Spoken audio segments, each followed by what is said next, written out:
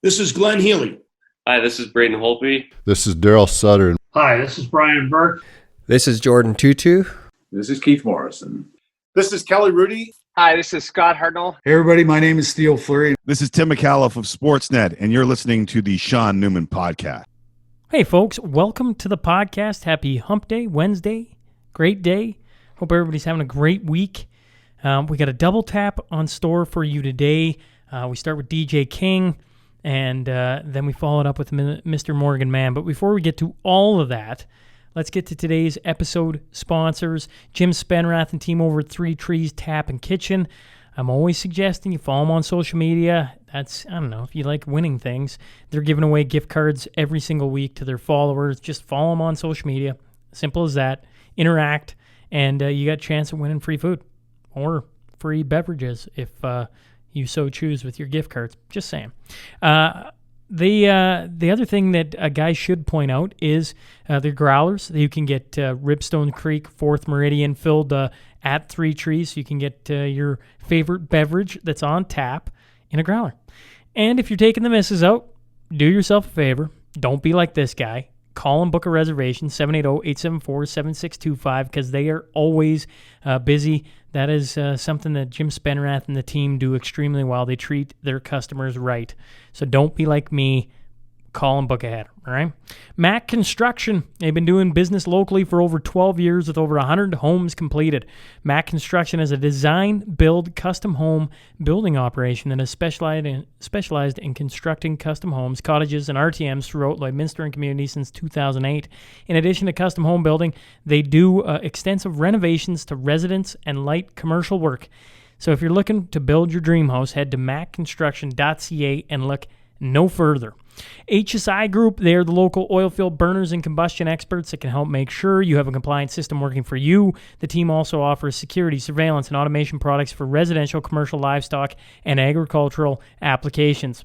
I always talk about the fob, access to the door. I know I've heard other people talk about going away from home and having the ability to pull it up on their cell phone and see what's actually going on at the house. Essentially, they use technology to give you peace of mind so you can focus on the things that truly matter. Give Brody or Kim a call today, 306-825-6310, or heck, just stop in 3902 52nd Street here in Lloydminster. Jen Gilbert and team for over 45 years, since 1976. The dedicated realtors of Coldwell Banker Cityside Realty have served Lloydminster and the surrounding area. They give you star power, providing their clients with 7-day-a-week access. Service is a priority because they know big life decisions are not made during office hours. There's no truer sentence than that. Big life decisions always seem to come at just awkward times. And did you know when it comes to rental properties, they're the biggest licensed residential property management company in the city of Lloydminster. They deal with over 250 rental units. We're talking houses, apartments, and condos. So check them out if you are looking at renting a place. They know that home is truly where the awesomeness happens. That's Coldwell Banker, Cityside Realty, for everything real estate, 24 hours a day, 7 days a week. Give them a call, 780-875-3343. If you have checked out the SNP billboard across from the airport now, that is the talented work of Read and Write Advertising. They also have my wall quote and my logo. If you're looking to get some outdoor signage, give them a call, 306-825-5111. And finally, Gartner Management is where the podcast is located. He specializes in all types of rental properties to help meet your needs, whether you're looking for a small office or a 6,000 square foot commercial space. Give Wade Gartner a call today, 780-808-5025. And if you head into any of these places, let them know you heard about them from me. All right? Now, let's get on to that T-Bar 1 tale of the tape.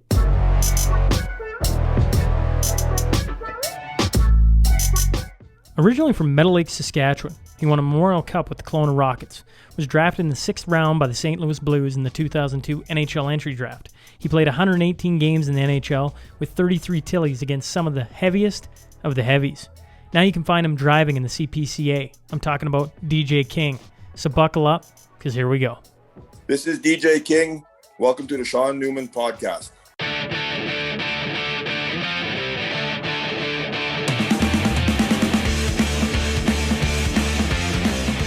Welcome to the Sean Newman Podcast. Today, I'm joined by Mr. DJ King. So it's thanks for hopping on. Yeah, no problem. Thanks for having me. This this is a little different than having you chase me around the rink, that's for sure. But I mean, geez, none of us have been on the ice now in what feels like a lifetime.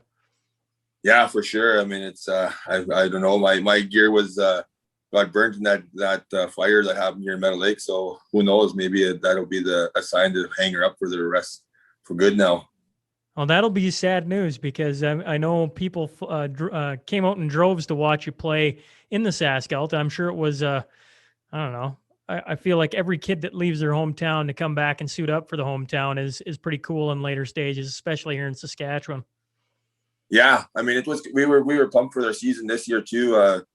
My brother retired now too, so he was going to be home also. So I thought I might as well play another year with so play with my bro. So that would have been pretty cool just to play some senior hockey with him. So just like you said, just to hang out with the boys and kind of like give back to community for sure. How many years? Like, how far away is Dwight from you in age? He's 5 years younger. Yeah, so he's 31, 32. Yeah. So in other words, the reason I ask is I got 3 older brothers. We got to suit up a couple times in senior hockey. Growing up, then you didn't probably play much with Dwight. No, not at all. We were far enough apart that we never did play each other or play with each other. But we did play against each other when he turned pro. There, he had an exhibition game there when he was 18, and we played against when I was in St. Louis. And then later on, we played a few games against each other and up in the pro leagues. Did you give him the business, or did you get any shifts against him? No, we had a couple of shifts against each other there. I know he had one there once on the wall there on that first game there in St. Louis. There he had a little crack at me that was kind of good, and then just little plays that you remember. Just one time during he just back checked hard on me and stole the puck on me once, and he kind of chirped me as he stole the puck. Yeah, no, but like I said, you get in the game and you don't really realize what's going on. But there was the instance where we definitely were face to face and just kind of chit chat during the game. Now, you mentioned the fire in Meadow Lake. I'm sure by now most people have heard that the arena burnt down. I know from my senior hockey days, coming and playing in that building, I don't know, it was electric. It was fun to come and play in Meadow Lake. But what exactly happened, DJ? Could you fill us in? Yeah, I think they're still learning. I think what they're thinking is might have been arson is what they're thinking, but they're still they never feel finalized that for sure yet. But like I said, it was a blow to the community where that there was a fire that started in the back corner of the rink there, and it kind of just took the whole rink down there. So it'll be 100% loss there for sure. So just I was out of town that weekend, and then just all the cell phone pictures and all that as it was burning down wasn't a good one to watch, that's for sure. Did any chance like any of the jerseys made it out, any of the memorabilia, or was that all gone? I think they were just redoing the process of our lobby there in Meadow Lake. They were just redoing a bunch of stuff there. They're putting up some new jerseys and all that. I don't think they got the ones that were like over the rink itself, like those ones, but they were just putting like myself, my brother, and Como's jerseys, all the other ones up in the lobby. We were just doing a facelift there, and I do think they got a bunch of those ones saved that they were just putting up in the lobby there. So I'm not 100% sure how many, but I know that they did say they saved a few. That's tough. Yeah. The history of that rink, like I don't know, coming from small town Saskatchewan, the stories of the Meadow Lake boys are pretty, I don't know, legendary, so to speak. There's a lot of great hockey players that have come out of your area. A lot of tough hockey players that have come out of your area. I don't know what it is in the water. Yeah, that's what everyone says. It's something in the water this way for sure. Grows them big over here, that's for sure. But like I said, it's for this community in Meadow Lake. It did produce a lot of pro hockey players, which was pretty cool. And like I said, it's good that they all of us give back to community, and it's something for these young kids growing up to kind of look up to and say, well, we could be the next one out of Meadow Lake for sure. Now, I'm pretty sure I've heard you say, or maybe I read it somewhere, that minor hockey, all their stuff was in the rink. It got burnt. You guys are doing a fun run this weekend coming up. Is that correct, for raising some money? Yeah. Our CPCA season will start next week, so we do have a week here before we start, and we're going to run a little fun run there at the track in Meadow Lake. And like I said, there was so much in that rink just besides the building itself that got lost. So minor hockey loses all their equipment from the little guys right up to midget there. They were all stored in the rink there. So it's just something to start off, and I'm sure we'll be doing a lot more fun using it for what we can. Yeah, that's I'll say it one last time. That really sucks. That was a highlight. Last 2 years I played in Hillmont. We got to come up for your dance at Christmas time, have the building packed. We played you guys in playoffs back-to-back years, had the stands packed. Neither of us could seem to score many goals because we always went to like triple overtime. And in that building, you guys were hard to beat. I believe you took us pretty much every time we were there, especially in overtime. But it'll be, I don't know, I say it 10 times over. That was a lot of fun playing in that building. And I'm sure for the local kids, that'll be a sad thing missed. I mean, the gear and the memorabilia is one thing. I mean, lots of that can be replaced. Jerseys can be replaced. It's the building itself, walking in there and, I don't know, feeling that mojo, man. There was a lot of fun had there. And that's just me speaking in the last couple of years I played there. Yeah. And I mean, and there's a lot of guys just like yourself that they like senior hockey and all that kind of stuff. They just whatever, we're going to play another hockey game. And then all of a sudden they get the Meadow Lake crowd there and they're like, whoa, this is what people talk about. And like you said, it pumps them up pretty good, even as a visiting team. Visiting teams, like in provincials, right, with that 3-game series there, they actually preferred doing the having us with the home ice advantage there, just so they could play in front of that full crowd there at the rink for sure. Oh, I don't know. How does a senior crowd in Meadow Lake compare? I mean, you've played in some pretty big stages. How does it compare to walking into St. Louis and having the fans go nuts in that building compared to, it's like a partial, like a tiny little piece of the crowd. But Meadow Lake, man, they were hanging over the glass on us. Yeah, I mean, and the biggest thing is you could have 10,000 people in a $20,000 or 20,000 stadium, right? And it doesn't seem like that many, but anytime you play in a stadium that's right full, like even the Meadow Lake rink, like where it's standing room only, it don't matter if it was 500 people and it was standing room or 4,000 people standing room. It's always cool when you're playing in a standing room only, and you can feel that energy from everyone in the stands for sure. So that's the good feeling there, was like you could feel it just because it was so jam packed in there all the time, right? So like it's just always so fun to play in front of a jam packed arena, that's for sure. Now, I did the thing that I never watch the fight tapes, the YouTube videos when I'm playing you. Right, I even sat beside you in Kindersley for when you came back from watching. I didn't do it then, but today I did it, and I went, thank God I didn't watch this before I played you, because I watched you fight like all the heavies, and I'm like, and here I am nipping at DJ's kneecaps, telling him what's what, and I'm like, if he got a hold of me, I'd be one dead hombre sitting on the old ice surface. If you go back to the beginning of your career, was that always what you were? Were you like, as a young guy, were you the guy who walked in the corner and thumped on people, or did you slowly get turned into that?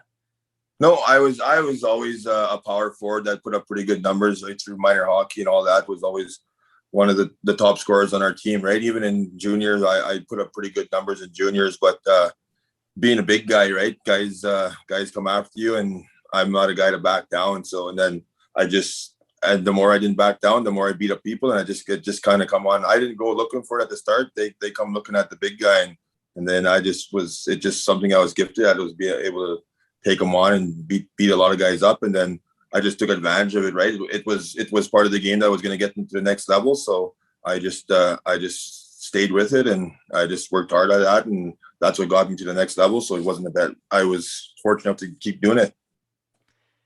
What do you think of today's NHL? I'm always curious, as a guy who made a living as, bell rings, out you go, and you're taking on some, well, I keep saying heavies, but I watched you fight Derek Bugard a couple times today, and I was like, oh man, that is a giant of a man. But there was some other guys in there too, right? Like you weren't fighting small fish by any stretch of the imagination. No, like Parker, Goddard, like all those guys, Peros, like you know what I mean? I'm not a small guy myself, but there's a lot of guys that made me look small too. So when they make me look small, they're pretty big dudes, that's for sure. But like I said, the game's changed so much since then, and it even changed from the era I walked in. You could see it kind of changing a little bit, just kind of as on my way out kind of thing. So I don't agree with it, but it is what it is, right? It's not just hockey. It's our whole society is just changing. It's just we're just the the mentality we take in life nowadays is just different, right? So I don't know if we're all just getting used to it or whatever, but it's tough, but it is what it is, I guess. It's just the way we're raised now, I guess. The way the kids grow up in school, and it all starts pretty much right there. And then it's that attitude that they're brought up in school, right? We're a little bit softer nowadays for sure. Mark Scheifele, would you suspend him? Nah, I don't think so. I mean, I watched it a few times, and the kid put himself in a bad situation, right? So, I mean, if he wanted to get that, he's at the price he had to pay. I don't think it was nothing too serious there, nothing crazy, anyways. You know what I mean? Yeah. Well, I keep saying that the new NHL doesn't penalize the guy with the puck, right? So if the guy puts himself in a horrendous position, the guy without the puck has to hold up, even if it means giving up a goal. And that's the tough thing, right? Is they're not they can't penalize that guy. Yeah, it's the guys are changing so much, and I had a couple interviews about this too. Is it's those suspensions, right? It's the dollars that come out of like every game that they're suspended. It's money out of their pocket big time. So you can only do that so much. I mean, Tom Wilson does it more and more and more, and he's giving away money left, right, and center. But like I said, that's what changed. I mean, it's not so much that like the game suspension, all that, but the more they take out of your pocket, it definitely changes the game. And like you said, it's putting accountability on the guy that's not enough on the other person that's putting himself in that situation for sure. Well, I'm glad you bring up Tom Wilson. He was my next on my list. Man, he I don't even know what to say about the New York Rangers when he came bowling through.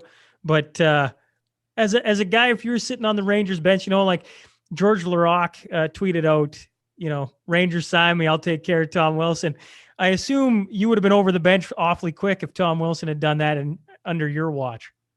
Oh yeah, for sure. And like I said, if I would be going after like Ovi or something, like, know what I mean, Backstrom, like that too, right? And then letting them know, like, Ovi, this is just like, there's only so much you can do with a guy, right? If, like, know what I mean. But you go after their superstars, and you make them feel Tom Wilson's gonna change his attitude pretty quick too, right? Like I said, there's you go after him, but if you go after those superstars and let them know why it's happening, those guys will start letting Tom Wilson to smarten up, because they don't want to be playing into those situations all night either. Yeah, the star players would be like, "All right, Tom, you've made your point. Now I'm getting hacked. DJ's coming after me. I'm tired of this." Yeah, for sure. I mean, and that's the way the game's changed, right? There's no accountability anywhere. So like the star players on another team too, like they don't care, like whatever. But before, they knew if someone was acting up, they pretty much knew someone was going to come after them too, right? So that's where the accountability is just not there in the game no more. Now, rewind the clock for me, because I don't know the answer to this. Were you taken in the Bantam draft? Did Lethbridge take you in the Bantam draft, or were you a walk on? How did that happen back in the day? I was a walk on. Yeah, I had 2 letters and to go to dub camps, and one was way over in Tri-City, and one was in Lethbridge. So obviously we took the half as far. So took the 7-hour trip instead of the 14-hour trip. So that was where we went, and I went to camp there, and I signed in camp there, and I was with property of Lethbridge ever since that first camp. Did you have to tussle in the first, like when you walked in, you mentioned you're the big guy. Everybody looks at the big guy and goes, let's see what this kid's made of. And then when they see what you're made of, then all of a sudden you kind of slide into the role of, putting up points, but being a power forward, and power forward even at that time was somebody who was not afraid to shed the mitts from time to time. Did you have to do that in training camp? No, not yet. I mean, we had Derek Parker there when I was young, and he was the fighter there, and I was just there as a power forward, just doing my thing. And then first game, home opener, and couple I went to camp, signed with him, but home opener the next year when I made the team, we had a bench brawl, and I just grabbed someone and I didn't know who, and next thing you know, I had one of the Calgary's tough guys. I forget who it was. I got parents come up for the weekend to watch some hockey. I play a period. I get suspended for the rest of the weekend. Next game was a line brawl, and I end up fighting Seattle's tough guy, and then Black, and he was signed with St. Louis too. Later, I got to meet him too. But and it just got paired up with 3 tough guys that I did really well with, and that just bench brawl, line brawl. And then someone seen who was fighting the last 2 fights, so they come after me. And then that's why everyone just seen the stats, right? Well, look at who King fought. He fought this guy, this guy, this guy. So people kept coming after me, and I wasn't the one to say no, and I just kept doing good at it. So that's pretty much halfway through that year, kind of Derek Parker kind of lost his job, and I kind of did the power forward / all the fighting on the team too. You know, you talk about like, well, bench brawl, you know, line brawl. A, those two things don't happen anymore. If they did, can you imagine the suspensions that come of it? But two, if you're a tough guy in the dub and you hear that, and you hear this new guy named DJ King dusted up 3 of them, the writing's on the wall from that point on. Because if you're the tough guy walking into Lethbridge, you're going, well, let's take a run at this DJ King kid, because that's the way it works. Like as soon as you make a live, that's a small sample size, but against those guys and doing all right or doing really good, now everybody knows. Yeah, and that's exactly, and that's what took off, and that was that's what just started my career, and that's what got me in NHL. Right, got drafted that year, and everything. Everyone seen the names that I was doing and making my name for myself pretty quick there. So it was the parents didn't like the fighting right at the start, but they come to accustomed to it after a while. Yeah. You mentioned getting taken in the draft, 2002 by St. Louis there in the 6th round.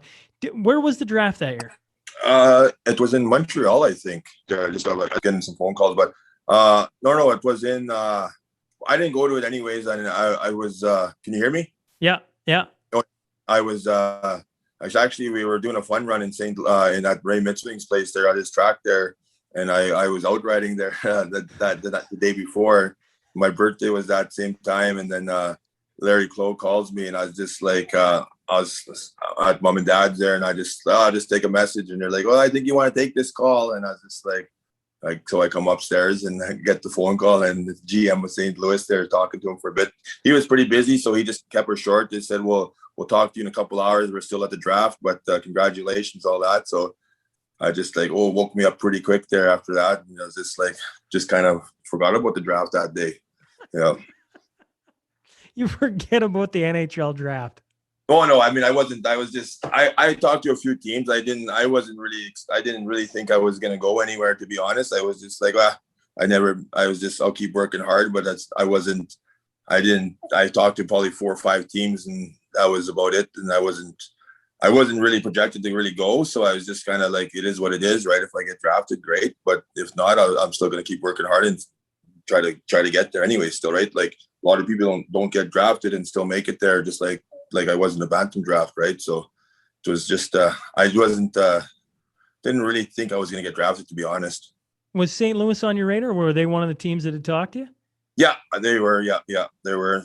St. Louis, but like if Phoenix was the one that I thought I was going to get drafted to, but then just I talked to him quite a bit the most, but St. Louis was the one that took me. So it was a perfect fit for me, especially with Quenneville being the coach there at the time. He was there for my first couple of years, and he got me in there as a young kid, and like 19 years old, I stayed there right till opening day, and that's pretty much where they said, well, I don't know if you can handle the big boys yet as 19-year-old, but. So that was, but he gave me all that experience there as a young kid there. So, and most thing is confidence, right? They gave me so much confidence at a young age that I really believed I could come back and make the NHL there at that young age. So we had the lockout when I was 20, and then I was back and I was playing pro at 22. Yeah. I didn't realize you'd had Quenneville as a coach. He's got to be, and I mean, obviously you saw it firsthand. You speak very highly of him, but I mean, Barry Trotz, Coach Q, is there many better than those two? No, I mean, I've had quite a few coaches over my career for sure. But like I said, it's they can make you or break you, a coach. You know what I mean? Especially at a young age, they're coming in. He had a lot of confidence in me, and just the way he was, just you go work hard, he'll treat you good, right? That's what meat and potatoes kind of thing. And as long as you put in the effort, he was there for it. He had your back kind of thing. So that's the biggest thing. And it's not just in hockey, it's everywhere, right? It's confidence. And he gave me that confidence right at the young age there. And that's what got me to the NHL. That's for sure. You remember your first training camp? You're saying at 19, he kept you right till opening day. who were the big guys on St. Louis at the time? Keith Kachuk? Yeah, well, I was there for my first year, but Scott Mellenby was there. Al McInnes was there when I went to camp. So when I was 18, I got was my first pro camp, and okay. I thought I was just going to go to the young guys camp and not make main camp. They didn't take too many they took their first, second rounders, right? But 18, we went to Traverse City, had that the prospects tournament there. 90% of the guys go home after that, right? All of a sudden they're 18 years old. They said, well, you might as well come to main camp. And I was like, holy smokes, that's pretty cool. Like, just whatever. So then you meet the McInneses, the Pronger, he was there, Mellenby, Kachuk, like Jackman was there. Well, those guys, like Doug Waite, like all those guys. And then I just was there for a quick 3-day camp, and then I was sent back to Lethbridge. But then come back 19-year-old, I was like, okay, I'll make camp and I'll see if I can maybe sneak in an exhibition game or something, right? 3 exhibition games, right?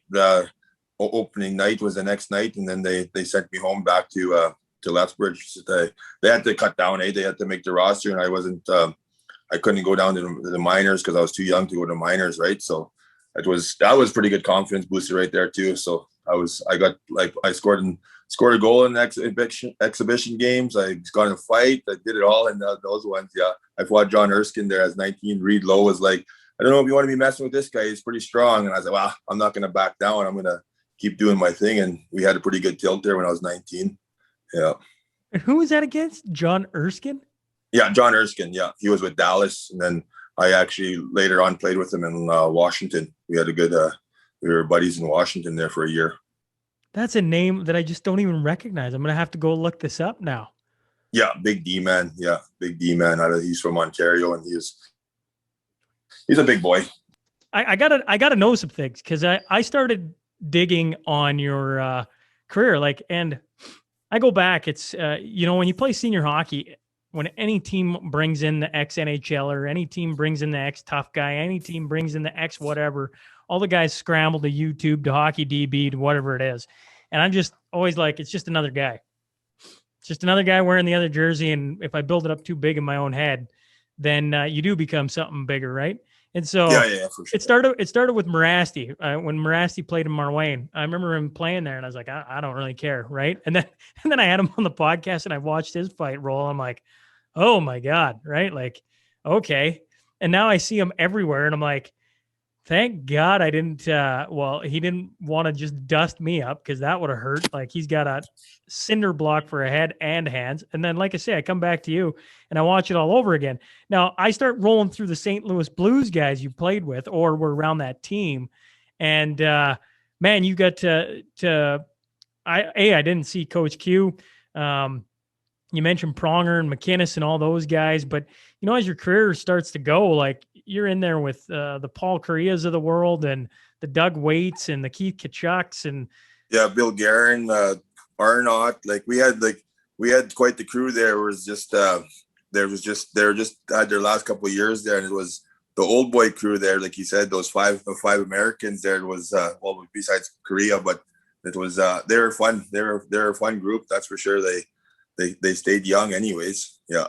Did they as a young guy, that was probably pretty cool to have a little bit of veteran leadership touring you around to all the NHL cities, I assume. Oh yeah, for sure. I mean, they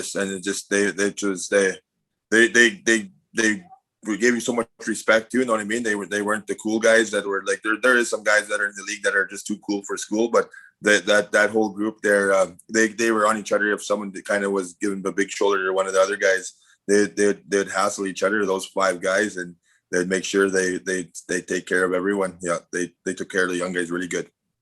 I know it was years after, multiple years after, almost a decade, I suppose, after playing in St. Louis. But when St. Louis wins the Cup, were you cheering for them? Like, was that your team? Like, do you cheer for the Blues, or I just cheer for buddies? You know what I mean? Perron was there, like Steen was there, like, I mean, like there was teammates there that I played with that were, and I still like, you know what I mean?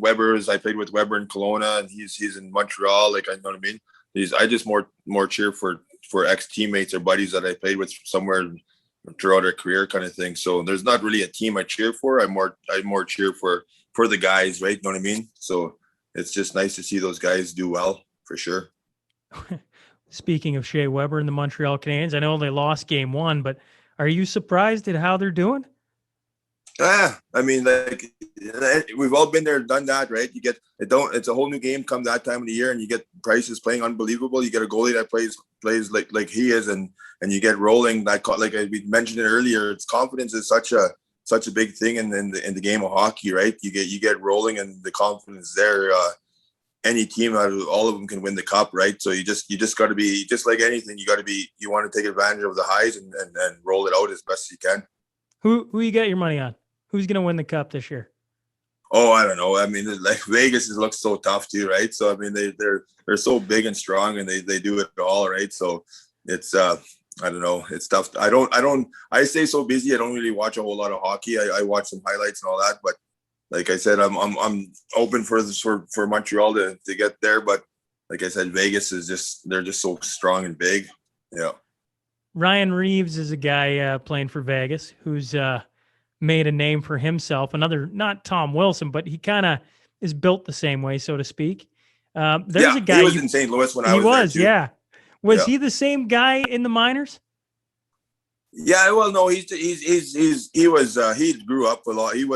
He had a lot of learning when he came in as a young kid, right? He was just he was a kid sleeping on the table there as a young kid. I was like, what the heck are you doing here? You're a young kid and you're sleeping on the training room table. You're like, get out of here. Like, know what I mean? Like, don't give these guys ammo to bug you kind of stuff. Like, he was just whatever, no care in the world, kind of whatever. But he grew up out of it, and he knew he figured it out pretty quick, and it's doing him really well. Like, know what I mean? He's lasted a long time, and he's in a different era right now, but he's taking advantage of it big time.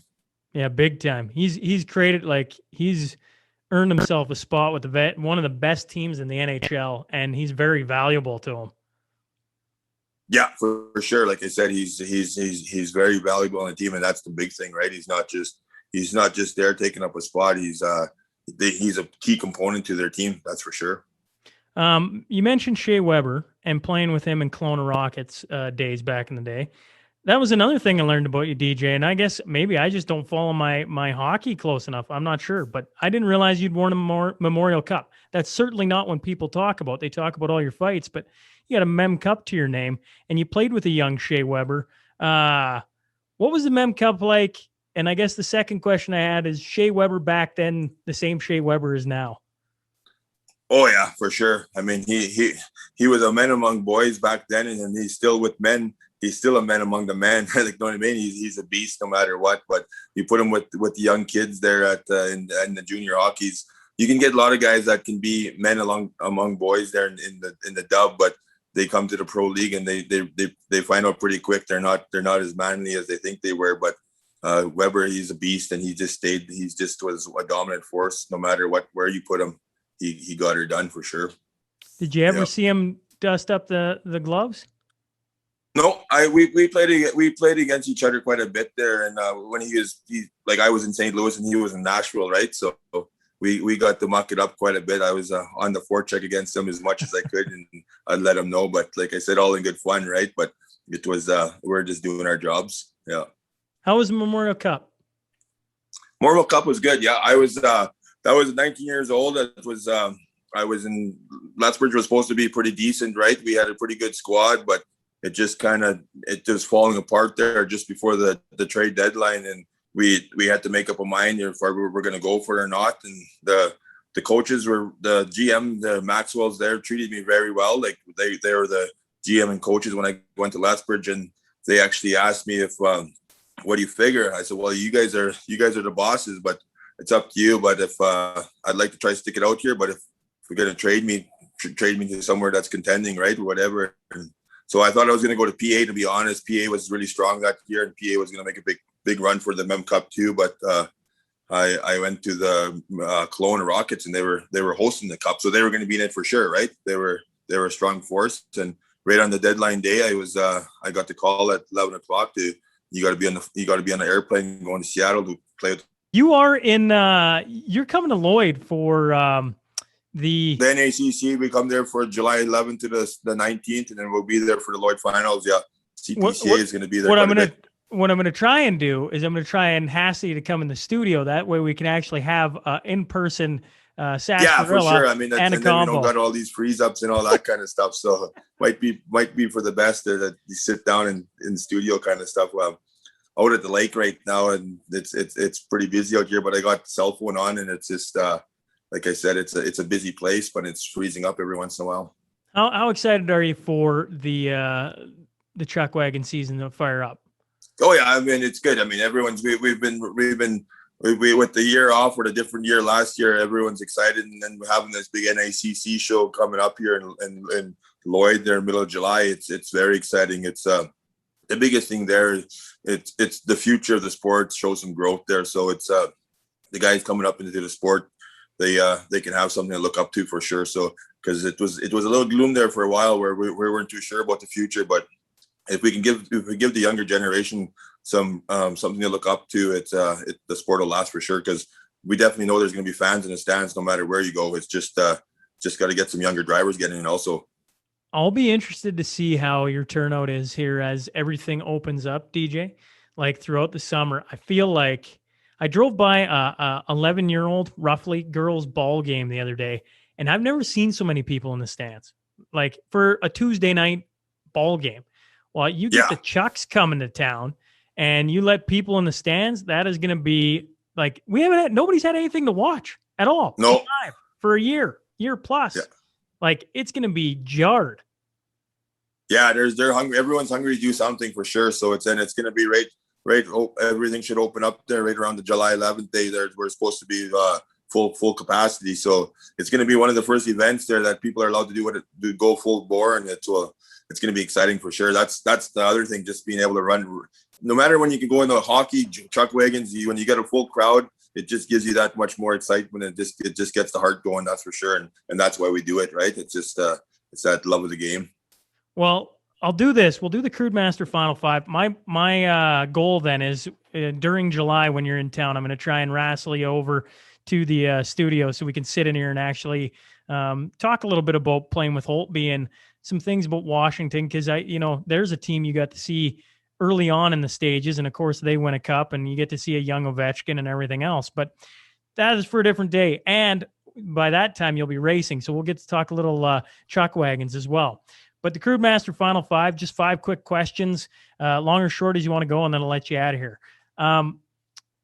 What's better then, a chuck wagon crowd or a hockey crowd? They're both. Any like I said, any crowd's a good crowd. You know what I mean? The thing about the chuck wagon crowd, it's more of a family thing, right? I mean, you when on the hockey thing, you got you've heard it how many times your locker room's your family and all that stuff. But in the chuck wagon world, pretty much everyone's your family. It's all the other drivers, all the people in the stands, everything like that. It's quite the crew. So it's nice to be in front of a full crowd, but you see that crowd as just a big chuck wagon family kind of thing.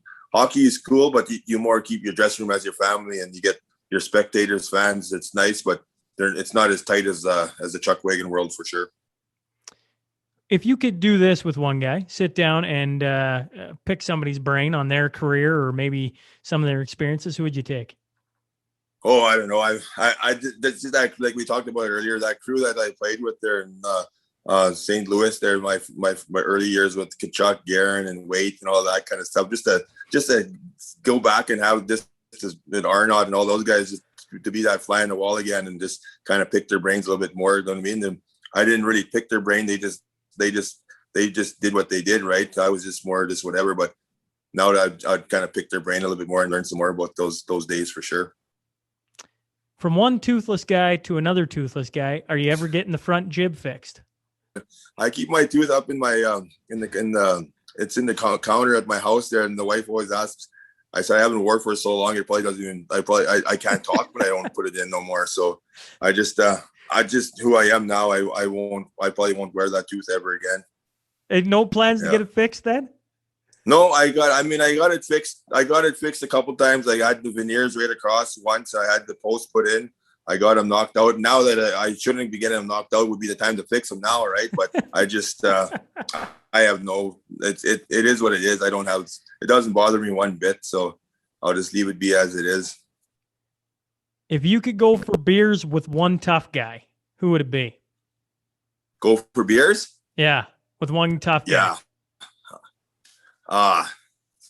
I mean, like, I don't know. That's a tough one too. I was lucky. Like, I always go back to the St. Louis thing, and we had Kelly Chase there and Tony Twister, and I got to have beers with them quite a bit. That in St. Louis with those alumni, and then hear their stories from their time. So, I like that's a tough one. I don't even really know, but I was just fortunate enough I got to meet guys like Kelly Chase and Tony Twist there for sure. They were great. The alumni in St. Louis is so strong. Like they're always, everyone goes back there. So I met so many of those older generations for sure too. So it was very, very good.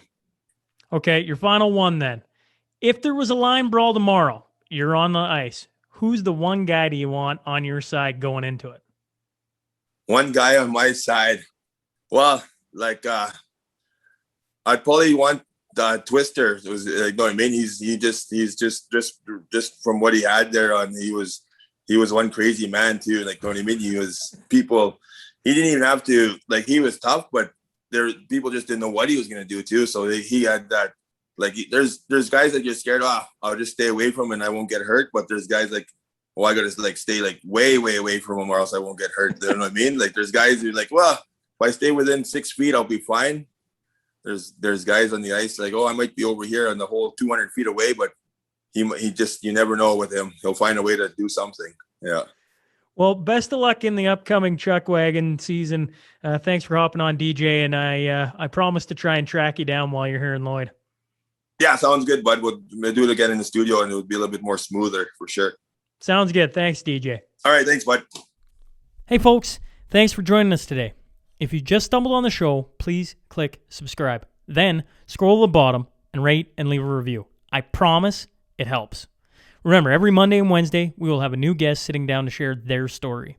The Sean Newman Podcast is available for free on Apple, Spotify, YouTube, and wherever else you get your podcast fix. Until next time.